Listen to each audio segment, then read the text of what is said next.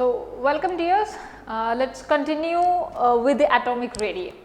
So in this session we are going to discuss about the variation in atomic radii in the period. Okay, about oru periodic table atomic radius in the variation, what happens when you move from left to right in a period and also top to bottom in a group.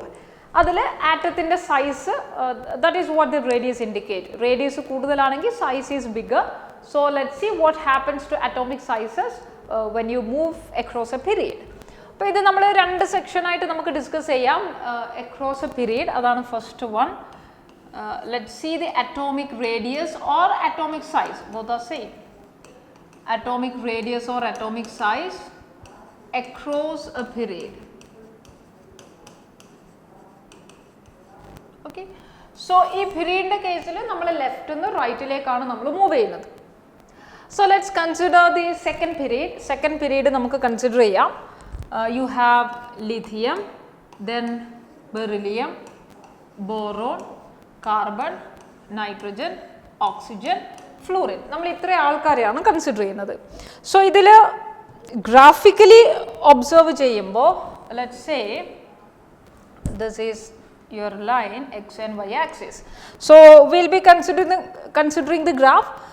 Before that, let's see what happens when you move from left to right. അപ്പോൾ ഇതിലുള്ള change എന്താണെന്ന് നമുക്ക് മനസ്സിലാക്കണം.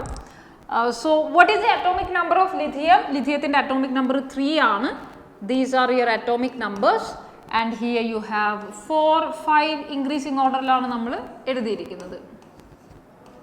These are your atomic numbers. അതുകൊണ്ട് നമ്മൾ ഇതിൽ എഴുതുന്നതിൽ one measurement will be based on your atomic number z. Z-ന്റെ ബേസിലാണ് നമ്മൾ ഒന്ന് ചെയ്യുന്നത്. മറ്റേത് നമ്മുടെ അറ്റോമിക് റേഡിയസ് ആയിരിക്കും. It's atomic radius. ഇതാണ് നമ്മൾ പ്ലോട്ട് ചെയ്യാൻ പോകുന്ന ഗ്രാഫ്. ഓക്കെ, സോ ഇതിൽ നമുക്കൊരു കാര്യം മനസ്സിലായി, അറ്റോമിക് നമ്പർ ഇൻക്രീസസ്. ഇപ്പം അറ്റോമിക് നമ്പർ കൂടുന്ന സമയത്ത് എന്തൊക്കെ നമുക്ക് ഇൻക്രീസ് ചെയ്യുന്നുണ്ട്? ലിഥിയത്തിൽ നിന്ന് ബെറിലിയത്തിലേക്ക് വരുമ്പോൾ atomic number increases by 1 unit and atomic number stands for number of electron as well as number of protons. അപ്പോൾ ലെഫ്റ്റ് നിന്ന് റൈറ്റിലേക്ക് വരുമ്പോൾ, ലിഥിയത്തിൽ നിന്ന് ബെറിലിയത്തിലേക്ക് വരുമ്പോൾ what is the change you are observing? Atomic number increases. ഈ arrow mark increases ആണ്. Atomic number increases by 1 unit. Atomic number ഒരു യൂണിറ്റ് കൂടുന്നുണ്ട്. Atomic number 1 വെച്ച് കൂടുമ്പോൾ what happened? Number of electron also increases by 1 unit. Number of electron increases by 1 unit. ഒരു electron കൂടി. ബെറിലിയത്തിൽ 4 electrons ഉണ്ടല്ലോ, ലിഥിയത്തിൽ 3 electrons മാത്രമല്ലേ ഉള്ളൂ. And also what happens to nuclear charge? ന്യൂക്ലിയസിന്റെ ചാർജ് എന്ന് പറഞ്ഞാൽ പ്രോട്ടോൺ ആണ്. ലിഥിയത്തിൽ 3 പ്രോട്ടോൺസ് ഉണ്ട്. സോ ന്യൂക്ലിയസിന്റെ ചാർജ് 3 പോസിറ്റീവ് ചാർജ് ആണ്. ബെറിലിയത്തിന് 4 protons, so there is 4 positive charge. അപ്പോൾ ഇതിൽ നമ്പർ ഓഫ് ഇലക്ട്രോണും കൂടുന്നുണ്ട്. Number of protons are also increasing by 1 unit. Number of proton കൂടുന്നു എന്ന് പറഞ്ഞാൽ നമ്മൾ ഇൻഡിക്കേറ്റ് ചെയ്യുന്നത് nuclear charge increases by 1 unit. അപ്പോൾ ലെഫ്റ്റ് നിന്ന് റൈറ്റിലേക്ക് when you consider your elements from left to right, there is successive filling of electrons and also protons by 1 unit. ഇതാണ് സംഭവിച്ചിരിക്കുന്നത്. So you know that what happens when the number of electrons increases? ഇലക്ട്രോണിന്റെ number കൂടുമ്പോൾ എന്താ ശരിക്കും സംഭവിക്കുക? There are number of electrons increasing, but what happens to their number of shell?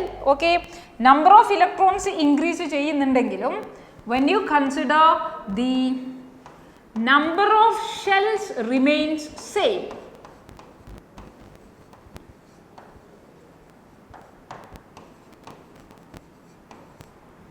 Okay, അപ്പോൾ number of shell same ആണ്. So what is happening? Basically എല്ലാത്തിലും 2 shell തന്നെയുള്ളത്. ലിഥിയത്തിൻ്റെ കേസിലും you have 2 shells അല്ലേ? ന്യൂക്ലിയസ് കഴിഞ്ഞാൽ let's say this is first shell and this is second shell. ഇതാണ് നമ്മുടെ nucleus. ബെറിലിയത്തിൽ nucleus കഴിഞ്ഞാൽ first and second shell ഉണ്ട്. Let us assume both are having same size. രണ്ടിനും ഒരേ സൈസ് ആണെന്ന് വിചാരിക്കുക. അപ്പോൾ ഇത് രണ്ടും എക്സാക്ട് സൈസ് ആയിട്ട് നോക്കണം കേട്ടോ. മേ ബി ചില മെഷർമെൻറ്റ് വേരിയേഷൻസ് കാണാം. Let's assume both are same. അപ്പോൾ രണ്ട് സെയിം ആകുമ്പോൾ നിങ്ങൾ കാണുന്നത് എന്താ, ലിഥിയത്തിൽ നമുക്കിവിടെ 2 ഇലക്ട്രോൺസ് ഉണ്ട്. This is 1 another and this is the third one. Okay, അപ്പോൾ 3 ഇലക്ട്രോൺസ് ലിഥിയത്തിൽ ഞാൻ കാണിച്ചു.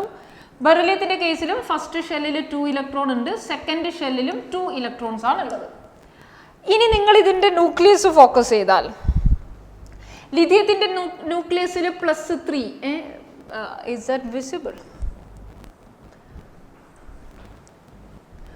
ലിഥിയത്തിൻ്റെ ന്യൂക്ലിയസിൽ +3 ചാർജ് ഉണ്ട്, ബെറിലിയത്തിൻ്റെ ന്യൂക്ലിയസിൽ +4 ചാർജ് ആണ് ഉള്ളത്. ഇതൊക്കെ നമുക്കറിയാവുന്നതാണ്. അപ്പോൾ നമുക്ക് യു കൺസിഡർ ദ ഡിസ്റ്റൻസ്. ന്യൂക്ലിയസിൽ നിന്നുള്ള ഡിസ്റ്റൻസ് ഒന്ന് കൺസിഡർ ചെയ്യണം.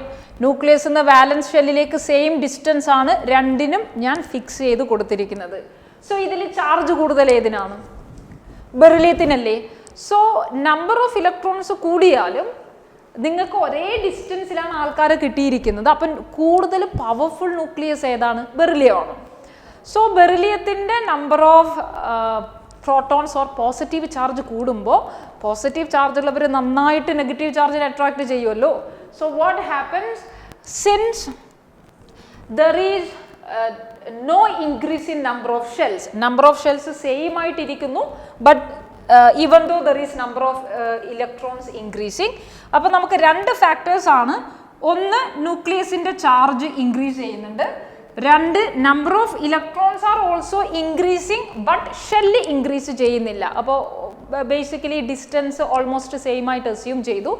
അപ്പോൾ ലിഥിയം ബെറിലിയത്തിൻ്റെയും കേസിൽ beryllium is having more positive charge, can attract the outermost electron more towards its side. ശരിയല്ലേ? ബെറിലിയത്തിന് as it is having more positive charge in the nucleus, it is able to attract the electrons more closer. ഇലക്ട്രോണിനെ വലിച്ചു തൻ്റെ അടുത്തേക്ക് attract ചെയ്യാൻ പറ്റും. and that causes shrinkage of atom. Atom ചെറുതായിട്ട് shrink ചെയ്യുന്നു, ചുരുങ്ങിപ്പോകുന്നു, where size decreases. So this is our observation from left to right.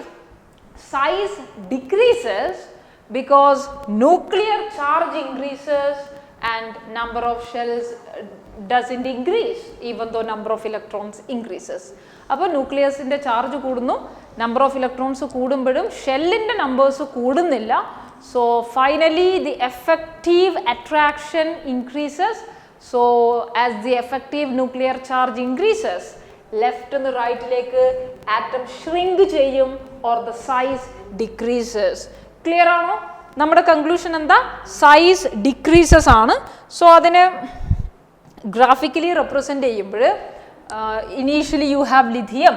ലിഥിയത്തിൻ്റെ atomic number കുറവാണ്, atomic number is 3 and the size is maximum. അപ്പോൾ ഇവിടെ size maximum ആണ്, ഇത് lithium ആണ്. അത് കഴിഞ്ഞ് നമുക്ക് ബെറിലിയം വരുന്നു. ലെറ്റ്സ് ബെറിലിയത്തിൻ്റെ സൈസ് കുറവാണ്. Then you have boron, carbon, you have nitrogen, oxygen, fluorine etcetera. അപ്പോൾ ഇതൊക്കെ ജോയിൻ ചെയ്യുമ്പോൾ ഇങ്ങനെയാണ് നമുക്ക് okay atomic radius decreases and atomic number increases along A period. ഇതൊക്കെ ജോയിൻ ചെയ്യുമ്പോൾ നമുക്ക് ആക്ച്വലി ഇങ്ങനെ ഒരു കർവൊക്കെ കിട്ടാം. അതിൽ this is your lithium and this is beryllium, boron, carbon, nitrogen, oxygen and let's say this is your fluorine. Okay, നമ്മൾ Nobel ഗ്യാസസിനെ discuss ചെയ്യുന്നുണ്ട്, fluorine വരെയാണ്. അപ്പോൾ എപ്പോഴും ഒരു സ്മൂത്ത് കർവായിട്ടോ അല്ലെങ്കിൽ ഒരു സ്ട്രെയിറ്റ് ലൈനായിട്ട് കിട്ടണമെന്ന് നിർബന്ധമില്ല. വേരിയേഷൻസ് ചെറുതായിട്ട് സംഭവിക്കും. So that is how you are getting this graph. Okay, so dear children, what is our conclusion? നമ്മുടെ കൺക്ലൂഷൻ എന്താ ഇതിൽ? ഓക്കെ, ഇൻ എ പീരീഡ്, ഒരു പീരീഡിൽ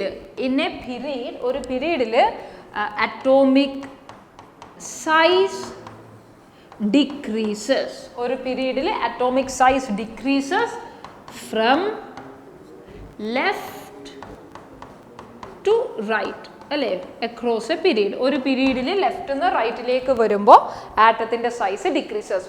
റീസൺ എന്താ? Nuclear charge increases but number of shells remains same even though number of electrons increases. So nucleus will attract the electrons, electrons come closer, atomic size decreases. Okay, ഇതാണ് നമുക്ക് പീരീഡിൽ പറയാനുള്ളത്. Okay, അപ്പോൾ ഈ പീരീഡിൽ തന്നെ ഫർദർ കൺക്ലൂഷൻസ് നമുക്ക് ചെയ്യാൻ പറ്റും. When you consider first group to let's say halogen, ഏറ്റവും ബിഗർ ആയിരിക്കുന്ന ആൾ നമ്മുടെ ആൽക്കലി മെറ്റൽസ് ആണ്, ഏറ്റവും സ്മോൾ ആയിരിക്കുന്ന ആൾ ഇതിൽ ഹാലോജൻസ് ആണ്. Okay, so let's see now the size which is observed in your group. Okay, so let's see the variation of atomic size in a group. ഒരു ഗ്രൂപ്പിൽ ഉള്ള അറ്റോമിക് സൈസസ് നമുക്ക് നോക്കണം. ഓക്കെ, അപ്പോൾ ഗ്രൂപ്പിലുള്ള അറ്റോമിക് സൈസസ് നോക്കുമ്പോൾ I'll consider some of these examples. നമുക്ക് ഒരു ഗ്രൂപ്പിലുള്ള എക്സാമ്പിൾസ് കൺസിഡർ ചെയ്യാം. So you have lithium, sodium, potassium, rubidium, caesium വരെ കൺസിഡർ ചെയ്യാണ്. ഫ്രാൻഷ്യം ഈസ് റേഡിയോ ആക്റ്റീവ്, അത് നമ്മൾ സെപ്പറേറ്റ് സ്റ്റഡി ചെയ്യാനുള്ളവരാണ്. You can not deal with radiation, it's very dangerous. So ഫ്രാൻഷ്യത്തിൻ്റെ കേസ് നമ്മൾ ഇതിൽ പറയുന്നില്ല. ഓക്കെ, അത് സെപ്പറേറ്റ് നമുക്ക് ഡീൽ ചെയ്യണം. So normal you have all these elements. അപ്പോൾ ഈ എലിമെൻറ്റ്സിൻ്റെ റേഡിയസ് നമുക്ക് കാണണം.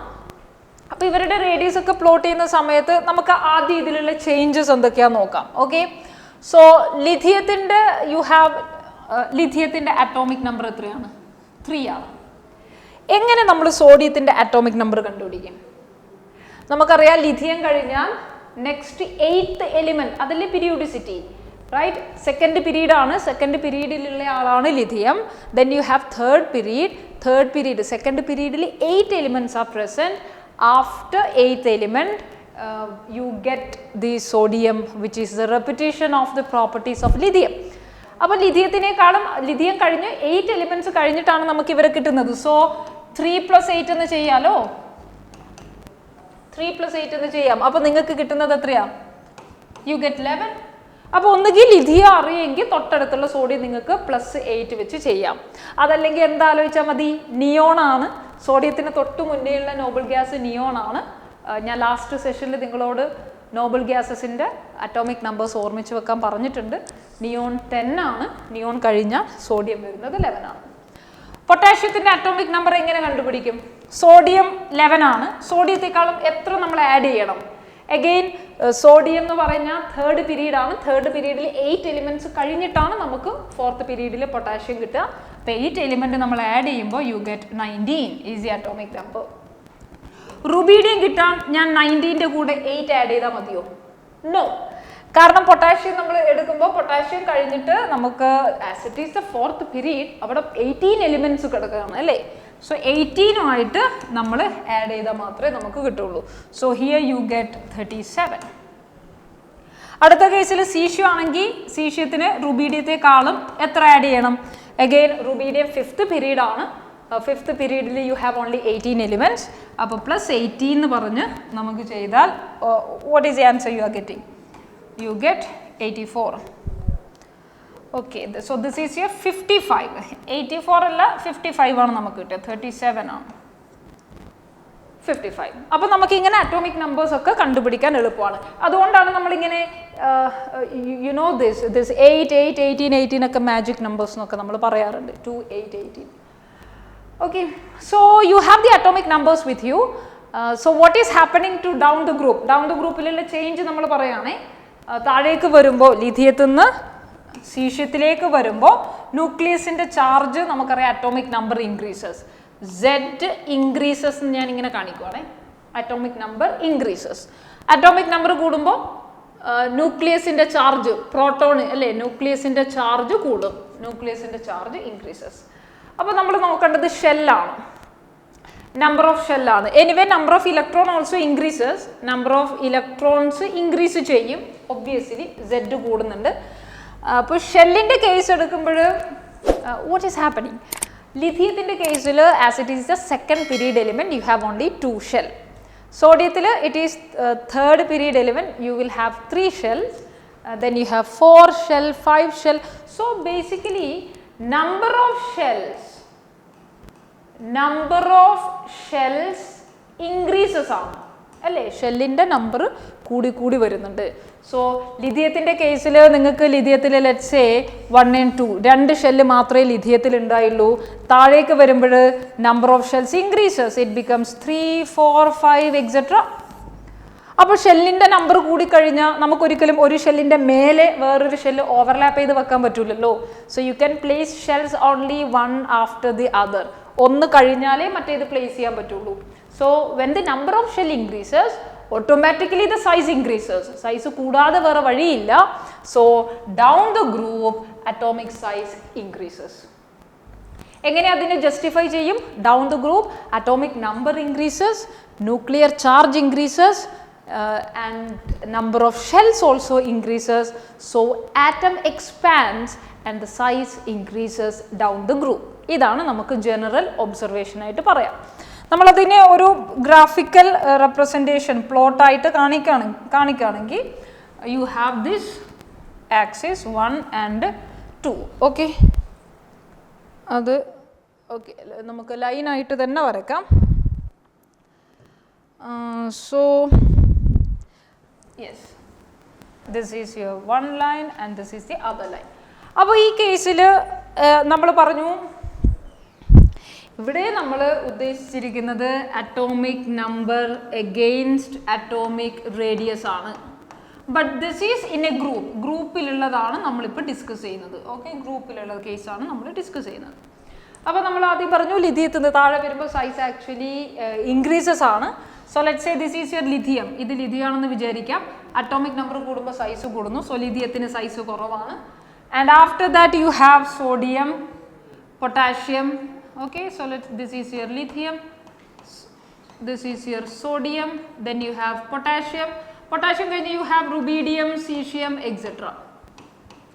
അഗെയിൻ കറക്റ്റ് നിങ്ങൾക്ക് ഇൻക്രീസിങ് ആയിട്ട് കിട്ടണമെന്നില്ല. ഇൻക്രീസ് ആണ്, ബട്ട് എക്സാക്ട് സ്ട്രേറ്റ് ലൈന് കിട്ടണമെന്ന് ഒരു നിർബന്ധവും ഇല്ല. ബട്ട് ഇൻക്രീസസ് അത്ര മാത്രമേ പറയാൻ പറ്റുള്ളൂ.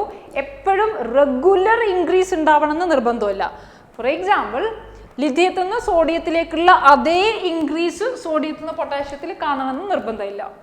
Okay, so that is the reason why your graph is not at all a straight line. ഗ്രാഫിൽ ഇങ്ങനെയുള്ള ചെറിയ വേരിയേഷൻസ് കാണാം. So this is the atomic size in a group. അപ്പോൾ ഇത്രയാണ് വേരിയേഷൻ നമുക്ക് പറയാനുള്ളത്.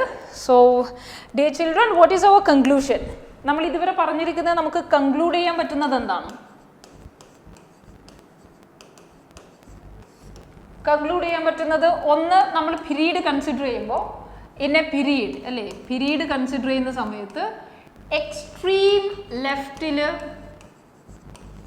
ഓർ എക്സ്ട്രീം ലെഫ്റ്റിൽ വരുന്ന ആൾക്കാർ അതാരാണ്? Alkali metals.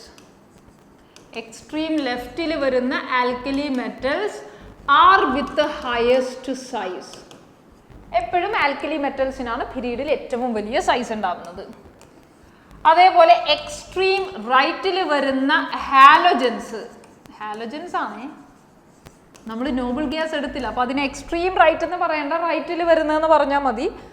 റൈറ്റിലുള്ള ഹാലജൻസ് ആണ് they are having the smallest size. അവരാണ് ഏറ്റവും ചെറിയ ആൾക്കാർ. ഒരു പീരീഡിൽ ഏറ്റവും വലുത് നമ്മുടെ ആൽക്കലി മെറ്റലും ഏറ്റവും ചെറുത് ഹാലജനുമാണ്. നോബിൾ ഗ്യാസസിനെ പറഞ്ഞിട്ടില്ല, കാരണം Noble gases are generally having higher size than preceding halogens.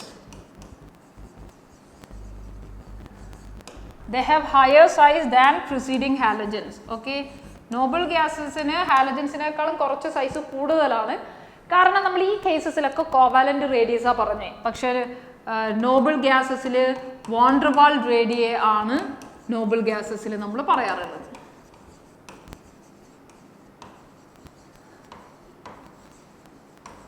Noble ഗ്യാസസിന് വാണ്ടർവാൾ റേഡിയസ് നേരത്തെ ലാസ്റ്റ് സെഷനിൽ നമ്മൾ ഓൾറെഡി ഡിസ്കസ് ചെയ്തു. ഒരു വാണ്ടർവാൾ റേഡിയസ് എപ്പോഴും കൂടുതലാണ്. സോ നോബിൾ ഗ്യാസസിന് വാണ്ടർവാൾ റേഡിയസ് ഡിഫൈൻ ചെയ്യുന്നത് കൊണ്ട് it will be always having higher value than all these covalent radius. അതുകൊണ്ട് നോബിൾ ഗ്യാസസിനെ നമ്മൾ ഇതിൽ ഉൾപ്പെടുത്തുന്നില്ല, because we are here plotting only the covalent radius. So noble gases will always have a higher size than the nearest halogen or the preceding halogens. Okay, group in the case size increases, right, down the group. ഗ്രൂപ്പിൽ താഴേക്ക് വരുമ്പോൾ size increase ചെയ്യുന്നുണ്ട്. So ഇത്രയാണ് നമ്മൾ conclusion about the size. Okay, so hope this area is clear. നമ്മളങ്ങനെ അറ്റോമിക് സൈസസും അതിൻ്റെ 3 ടേംസും ആൻഡ് വേരിയേഷനും ഡിസ്കസ് ചെയ്ത് കഴിഞ്ഞു. ഓക്കെ, ഈ അറ്റോമിക് സൈസസ് ഇതുവരെ ഡിസ്കസ് ചെയ്തിരിക്കുന്നതിൽ ഒഴിഞ്ഞു മാറി നിൽക്കുന്ന ഒരു ടേം ഉണ്ട് which is very familiar to you people, and that is your ionic radius. അപ്പോൾ അടുത്ത് നമ്മൾ ഡിസ്കസ് ചെയ്യുന്നത് അയോണിക് റേഡിയസ് ആണ്. Ionic radius. Okay, yes. അപ്പോൾ അയോണിക് റേഡിയസ് എന്ന് പറഞ്ഞാൽ വാട്ട് ഈസ് അയോൺ? അതാ ionic radius. Simple definition, radius of an ion, അയോണിൻ്റെ radius. And now what is an ion? Ion എന്ന് പറഞ്ഞാൽ എന്താണ്? There are 2 types of ions. Ions നമുക്ക് 2 type ഉണ്ട്. There are 2 types of ions which are your cation and anion. കാറ്റയോൺസും ആനയോൺസും എന്നാണ് നമ്മൾ അതിനെ പറയാം. കാറ്റയോൺസ് എന്ന് പറഞ്ഞാൽ എന്താ? പോസിറ്റീവ് ചാർജുള്ള അയോൺസ് ആണ് cations. Negative charged species are your anions. Okay, for example, when you consider NaCl, NaCl consider ചെയ്താൽ which is your cation, which is your anion?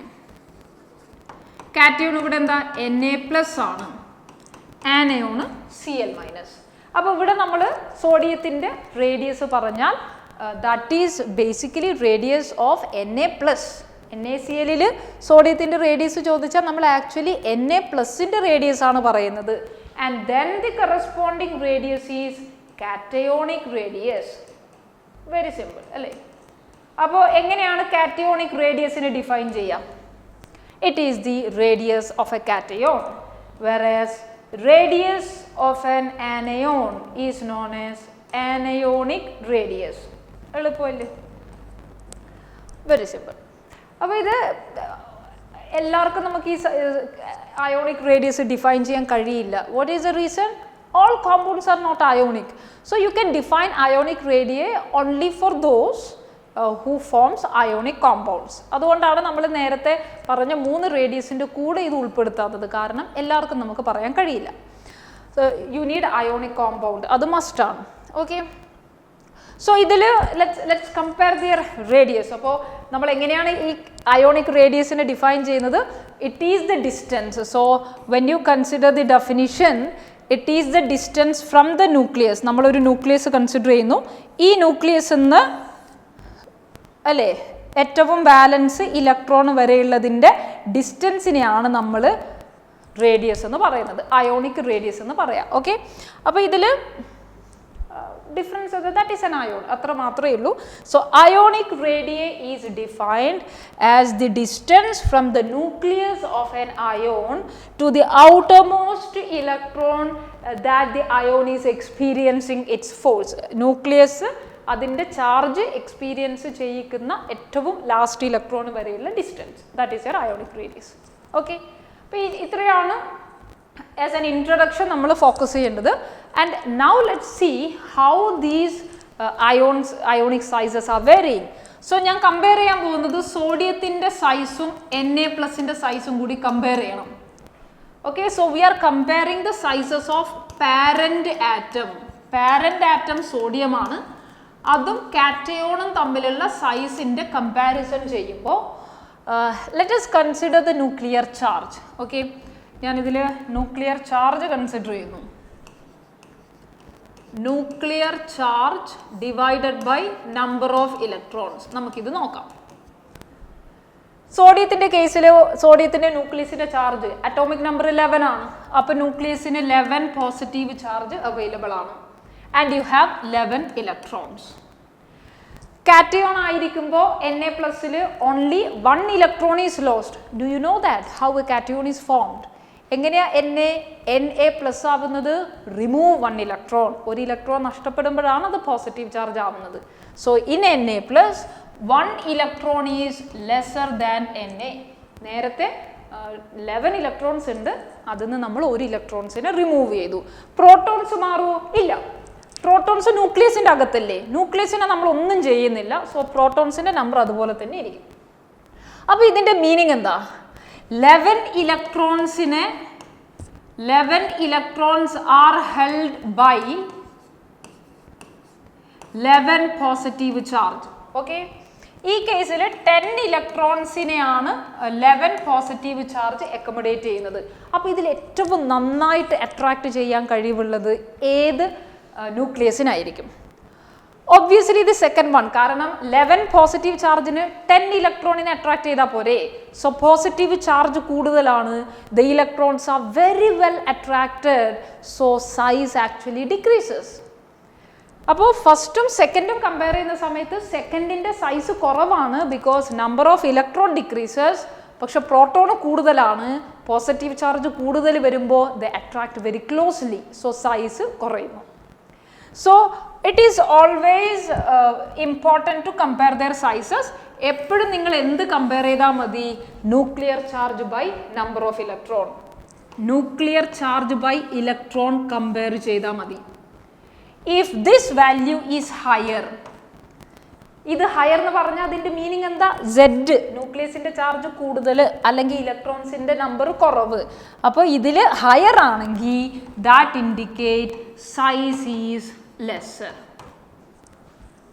മനസ്സിലാവുന്നുണ്ടോ? അപ്പോൾ നമുക്ക് ഇങ്ങനെ കമ്പയർ ചെയ്യാം. അപ്പോൾ സോഡിയത്തിൻ്റെ Na+ൻ്റെയും Z/E കമ്പയർ ചെയ്യുമ്പോൾ ഹയർ Z/E വാല്യൂ ഉള്ളത് സോഡിയത്തിനാണ്.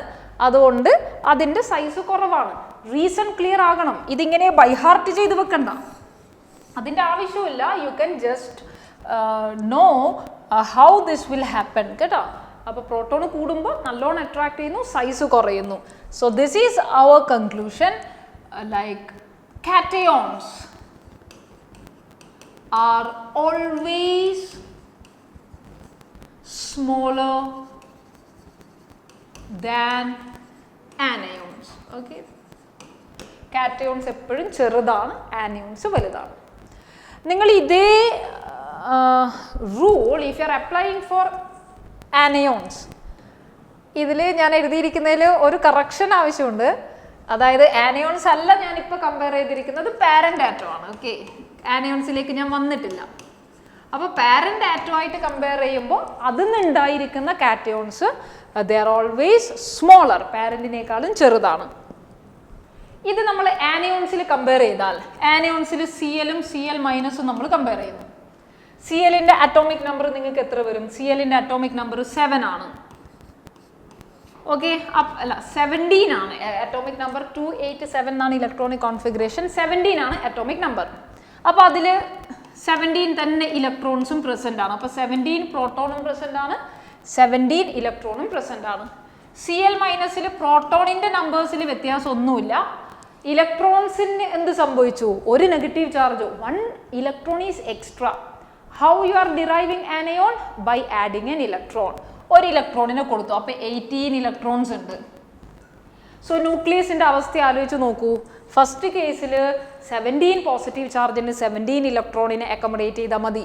But in the second case 18 electrons accommodation will be difficult. കാരണം ന്യൂക്ലിയസിന് അത്രയും പവർ ഇല്ല. You have only 17 protons. അപ്പോൾ ഈ കേസിൽ what is happening? Z/E value നോക്കുമ്പോൾ for Cl- Z/E value actually കുറവല്ലേ അല്ലേ? അപ്പോൾ നമുക്ക് സൈസ് എന്ത് സംഭവിക്കും? Size will be higher.